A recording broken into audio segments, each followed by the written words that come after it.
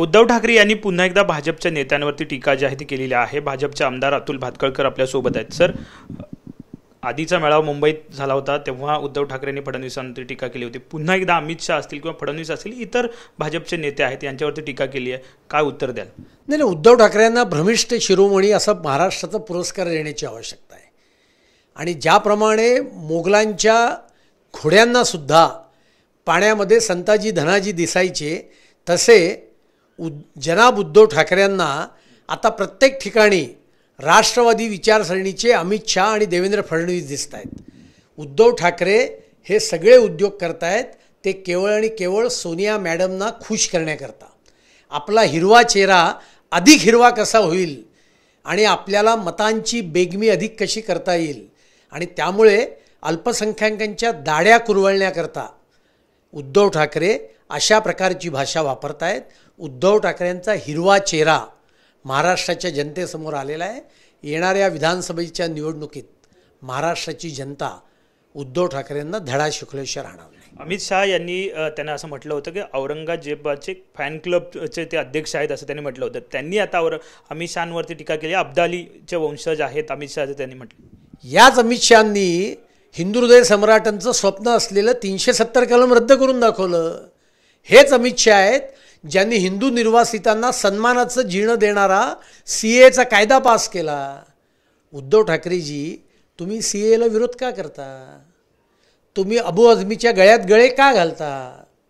याचं कारण एवढंच आहे की तुम्हाला हिरव्या मतांची चिंता आहे, तुम्हाला हिरवी मतं पाहिजेत आणि सोनिया गांधींना खुश करण्याकरता उद्धव ठाकरेंचे अशा प्रकारची वक्तव्य आहेत हे महाराष्ट्राची जनता ओळखून आहे। मी ढेकणांना आव्हान देत नाही असे ते म्हटलेत आणि ते असं म्हणतात की तू राहील किंवा मी राहीन, जे मी म्हटलं होतं ते मी भाजपला म्हटलं होतं, एकंदरीत फडणवीसांना व्यक्तिगत नव्हतं म्हटलं। उद्धव ठाकरेंची क्षमता केवढी? भारतीय जनता पार्टी राष्ट्रीय पक्ष आहे। कुठे उद्धव ठाकरे सोनिया गांधींच्या चरणी ते लीन झालेले आहेत, 2-2 पक्षांशी युती करतायत।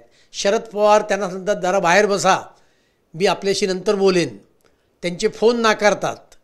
आणि त्याच्यामुळे उद्धव ठाकरे या सगळ्या अपमानामुळे हे भ्रमिष्ट झालेले आहेत आणि त्याच्यामुळे त्यांनी भारतीय जनता पार्टीला किंवा देवेंद्र फडणवीस यांना आव्हान देण्याच्या फंदात पडू नये।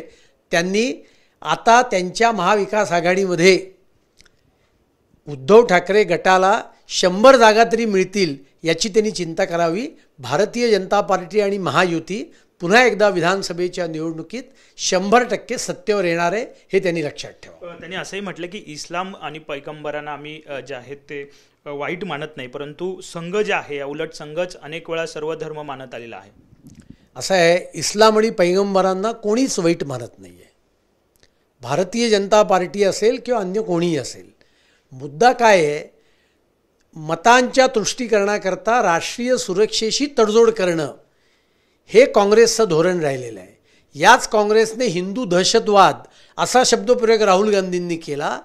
त्या काँग्रेसच्या मांडीला मांडी लावून तुम्ही बसताय, ते केवळ मतांकरता हा वादाचा मुद्दा आहे आणि त्याच्यामुळे प्रश्न काँग्रेसच्या तुष्टीकरणाच्या धोरणांचा आहे आणि त्या काँग्रेसच्या बरोबर तुम्ही जाऊन बसताय, महाराष्ट्राची सुरक्षा वाऱ्यावर सोडून जाऊन बसताय, हा लोकांचा आक्षेप आहे आणि त्यामुळे उद्धव ठाकरेंनी मूळ मुद्द्यांवर बोलावं एवढंच त्यांना मी सांगेन। एक शेवटचा प्रश्न, त्यांनी असंही म्हटलं होतं की मुस्लिम ज्या संघटना किंवा मुस्लिम जे पक्ष आहेत त्यांच्यासोबत सुद्धा अनेक जुन्या आठवणी त्यांनी सांगितल्या की सरकार जे आहे स्थापन भाजपने केलं होतं, मग आता आम्ही काँग्रेससोबत जातोय, तर एवढं त्यांना झुमलं का किंवा का वाईट वाटलं?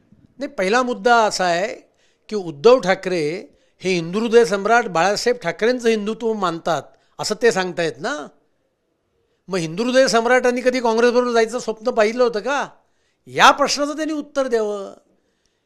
आणि ज्या औरंगजेबाच्या कबरीवर प्रकाश आंबेडकरांनी जाऊन चादर आणि फुलं वाहिली, त्या प्रकाश आंबेडकरांच्या बरोबर तुम्ही युती करण्याचा प्रयत्न केलात, त्याच्या संदर्भात बोला।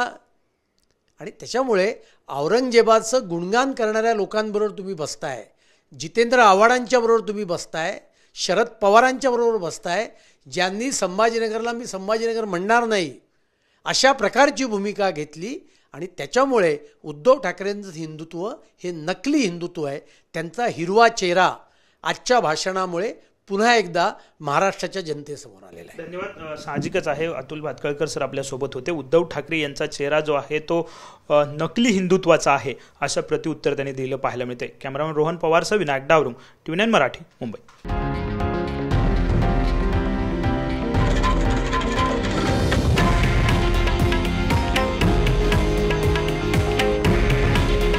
हे आहे देशातील नंबर 1 न्यूज नेटवर्क आणि आपण पाहत आहात TV9 मराठी. काळजी तुमची, हित महाराष्ट्राचं.